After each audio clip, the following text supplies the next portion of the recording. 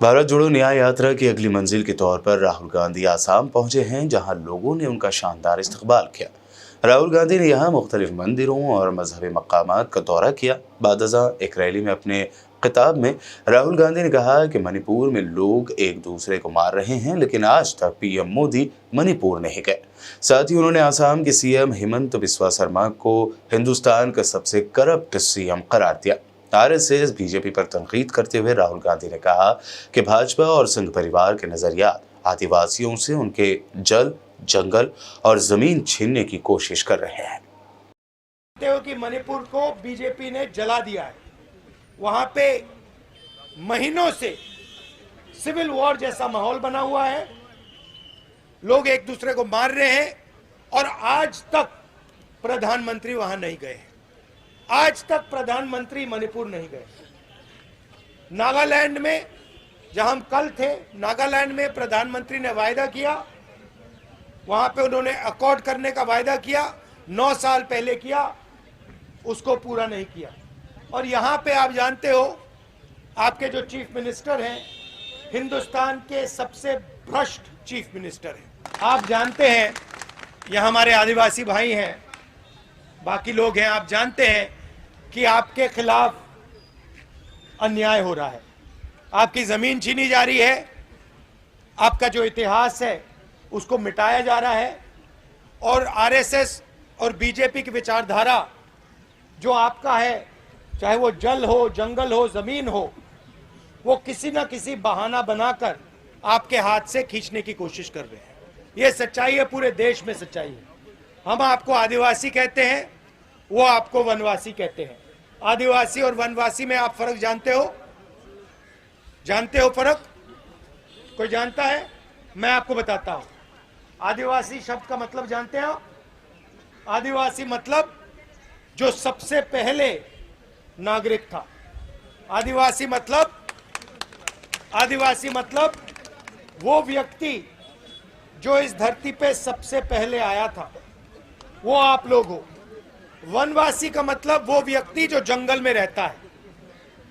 BJP चाहती है कि आप जंगल में रहो, आपके बच्चे कॉलेज यूनिवर्सिटी में ना जाएं, अंग्रेजी ना पढ़ें, बिजनेस ना चलाएं।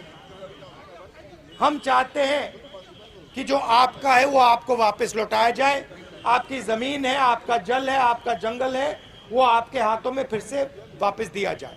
इसीलिए हमने पैसा कानून लाए, ट्राइबल बिल लाए, और पूरे हिंदुस्तान में जो आपकी जमीन है, जो आपका हक है, वो हमने आपको वापस देने की कोशिश की।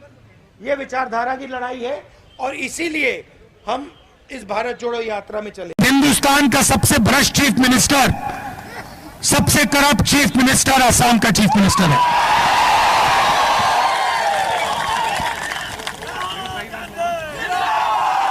सही बात बोली।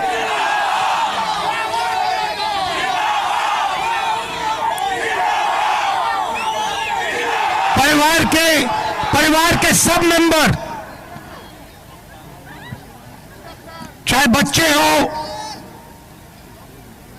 वो स्वयं हो, उनकी बीवी हो,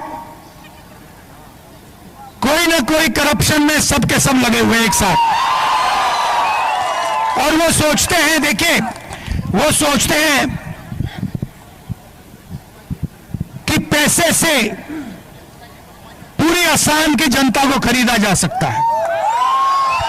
क्योंकि उनको पैसे से खरीदा जा सकता है, इसलिए वो सोचते हैं कि पूरी असम की जनता को पैसे का खरीदा जा सकता है। असम की जनता पैसे से नहीं खरीदी जा सकती, कोई कीमत ही नहीं है।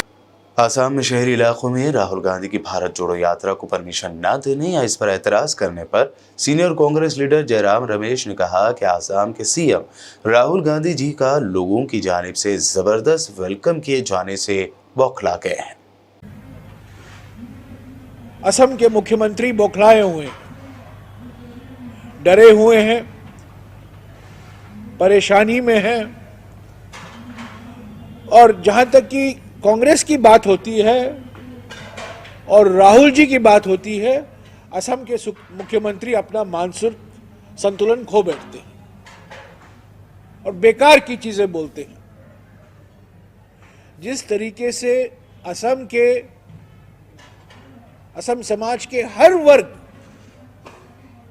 ने राहुल जी और भारत जोड़ो न्याय यात्रा का स्वागत किया है, भरपूर स्वागत किया है, उत्साहजनक स्वागत किया गया है, इससे असम के मुख्यमंत्री बौखलाए गए हैं, परेशानी में हैं और बेकार की बातें कर रहे हैं।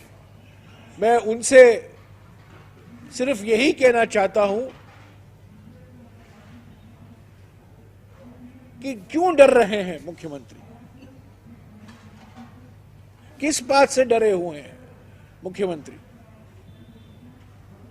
डरो मत मुख्यमंत्री जी, भारत जोड़ो न्याय यात्रा और 6 दिन असम में चलेगा। कोई शक्ति इसे रोक नहीं सकता। आप बदनाम करो, इल्जाम लगाओ, कुछ भी करो, कार्रवाई करो, आप लोगों को रोको सड़कों पर आने से।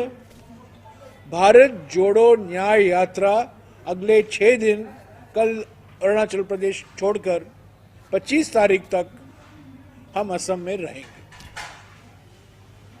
तो मैं असम के मुख्यमंत्री से कहना चाहता हूं, डरो मत हेमंता, भय नकरिबा हेमंत, भय नकरिबा।